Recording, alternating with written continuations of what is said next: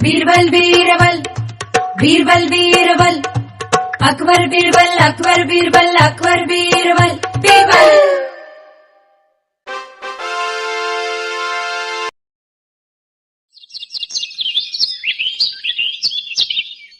प्यारे बच्चों, आज मैं तुम्हें अकबर और बीरबल की एक और मजेदार कहानी सुनाती हूँ। ये कहानी है एक ऐसी पहेली की जिसने पूरे दरबार को हैरान कर दिया, लेकिन बीरबल की चतुराई ने सबको चकित कर दिया। एक दिन आगरा के शाही दरबार में माहौल गंभीर था। बादशाह अकबर के खजाने से एक बेशकीमती सोने का मुकुट गायब हो गया था, जिसमें 7 अनमोल रत्न जड़े थे। ये मुकुट न सिर्फ कीमती था, बल्कि बादशाह के लिए सम्मान का प्रतीक भी था। सिपाहियों ने पूरे महल की तलाशी ली, लेकिन मुकुट का कोई सुराग नहीं मिला। तभी एक रहस्यमयी पत्र दरबार में पहुंचा। पत्र में लिखा था, जहाँपना, आपका मुकुट मेरे पास सुरक्षित है। मैं इसे वापस करने को तैयार हूँ, लेकिन पहले आपको मेरी पहेली सुलझानी होगी। अगर आप इसे सुलझा लेते हैं तो मैं मुकुट लौटा दूंगा और खुद को आपके सामने पेश करूंगा। लेकिन अगर आप असफल रहे तो यह मुकुट हमेशा के लिए गायब हो जाएगा। मैं एक ऐसी चीज़ हूँ जो हर घर में है, पर उसे कोई देख नहीं सकता। मैं बिना पैरों के चलता हूँ, पर जगह छोड़ता नहीं। मैं बोलता हूँ, पर मेरी कोई आवाज़ नहीं। मैं रात को आता हूँ, पर सुबह गायब हो जाता हूँ। बताओ, मैं क्या हूँ? और अगर तुमने मुझे ढूंढ लिया तो मुकुट उस जगह पर है जहाँ मैं सबसे ज़्यादा समय बिताता हूँ। दरबार में सन्नाटा छा गया। सभी ने अपने अपने दिमाग दौड़ाए। शायद ये कोई जादुई चीज है। हो सकता है ये कोई आत्मा हो। लेकिन कोई भी पहेली का सही जवाब नहीं दे पाया। अकबर ने गुस्से में कहा, यह कोई चालबाज है जो हमारा मजाक उड़ा रहा है। बीरबल, तुम्हें इस पहेली को सुलझाना होगा, वरना हमारा सम्मान दांव पर लग जाएगा। जहाँपना, मुझे कुछ समय दीजिए। ये पहेली साधारण नहीं है, लेकिन मैं इसे सुलझा लूंगा। बीरबल ने पत्र को बार बार पढ़ा और गहरी सोच में डूब गए। उन्होंने दरबार से कहा, मुझे इस पहेली को सुलझाने के लिए महल के हर कोने की जांच करनी होगी। जी जहाँपना। बीरबल ने सबसे पहले महल के उन हिस्सों की तलाशी ली जहां मुकुट छिपाया जा सकता था। उन्होंने सिपाहियों से पूछा कि क्या कोई अजनबी हाल ही में महल में देखा गया है? एक बूढ़ा साधु कुछ दिन पहले दरबार में आया था, जिसने बादशाह को आशीर्वाद देने के बहाने महल के कई हिस्सों में घूमने की इजाजत मांगी थी। बीरबल को शक हुआ कि शायद वही साधु चोर हो। बीरबल ने पहेली को फिर से पढ़ा। मैं हर घर में हूँ, पर कोई मुझे देख नहीं सकता। उन्होंने सोचा, ये कोई ऐसी चीज होनी चाहिए जो आम हो, लेकिन अदृश्य हो। मैं बिना पैरों के चलता हूँ, पर जगह छोड़ता नहीं। इसका मतलब था कि ये चीज गतिशील है, लेकिन अपनी जगह पर ही रहती है। मैं बोलता हूँ, पर मेरी कोई आवाज़ नहीं। कुछ ऐसा जो संदेश देता हो, लेकिन बिना ध्वनि के। मैं रात को आता हूँ, पर सुबह गायब हो जाता हूँ। बीरबल ने सोचा, ये कोई ऐसी चीज है जो रात के समय ज्यादा सक्रिय हो। बीरबल ने अपने दिमाग में कई संभावनाएं तलाशी। उन्होंने सोचा, क्या ये हवा हो सकती है?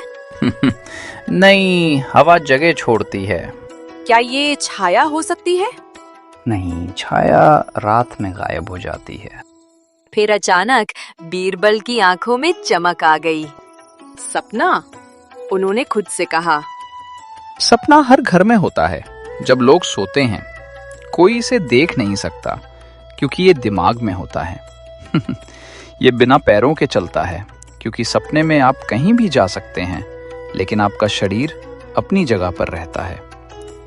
ये बोलता है, क्योंकि सपने में कहानियां बनती हैं, लेकिन कोई आवाज नहीं होती। और ये रात को आता है, पर सुबह आंख खुलते ही गायब हो जाता है। बीरबल ने निष्कर्ष निकाला कि पहेली का जवाब सपना है। लेकिन अब दूसरा हिस्सा था।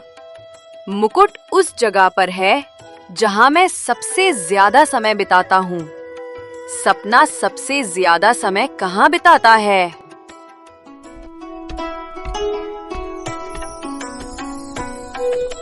बीरबल ने उस साधु के बारे में और जानकारी जुटाई। सिपाहियों ने बताया कि साधु ने बादशाह के शयन कक्ष के पास एक छोटे से कमरे में कुछ समय बिताया था, जहां वो ध्यान करने का दावा कर रहा था। बीरबल तुरंत उस कमरे में गए।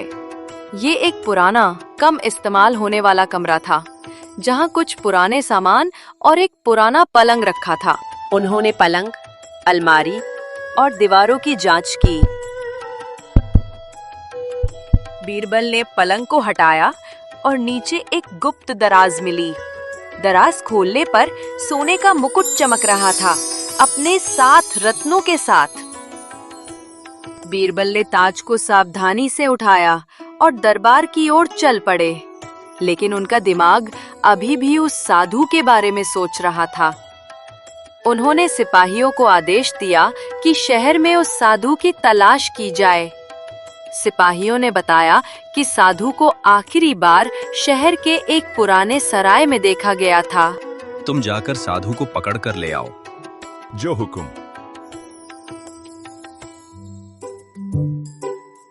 सेनापति, साधु आ रहा है। आने दो, बच के जाएगा कहा। साधु महाराज चले, आपका शयन कक्ष आपका इंतजार कर रहा है। सिपाही, पकड़ो उसे।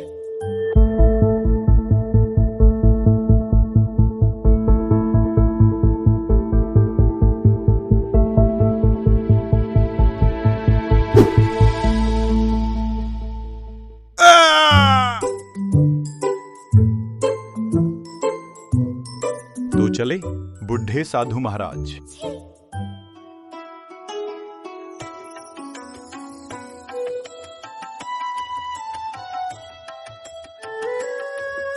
बीरबल मुकुट लेकर दरबार में लौटे।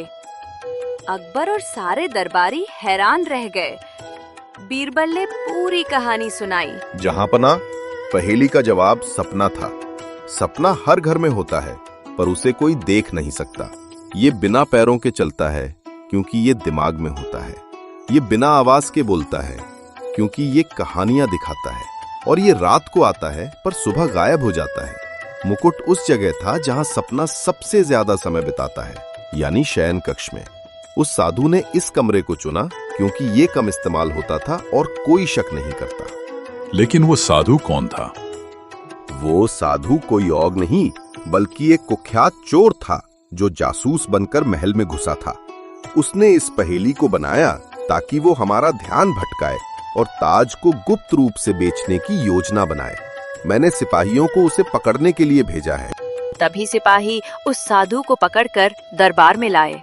उसका भेष उतर चुका था और वह अब अपने असली रूप में था। एक चतुर चोर जो पड़ोसी राज्य से भेजा गया जासूस था।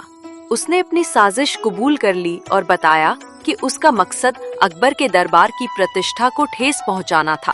अकबर ने बीरबल की तारीफ की और बोले, बीरबल, तुम्हारी बुद्धि और पहेली सुलझाने की कला बेजोड़ है। तुमने न सिर्फ हमारा ताज बचाया बल्कि एक साजिश को भी नाकाम कर दिया। दरबार में तालियों की गड़गड़ाहट गूंज उठी। तो बच्चों, समझे? बीरबल ने न सिर्फ पहेली सुलझाई बल्कि एक बड़े खतरे को भी टाल दिया।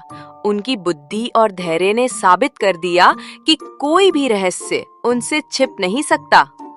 अब बताओ, क्या तुम भी ऐसी पहेली बूझ सकते हो?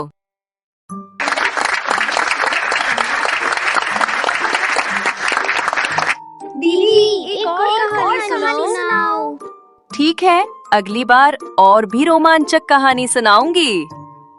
बुद्धि, धैर्य और सावधानी से सबसे जटिल रहस्य भी सुलझाए जा सकते हैं। सच्चाई हमेशा सामने आती है अगर आप सही रास्ते पर चलें।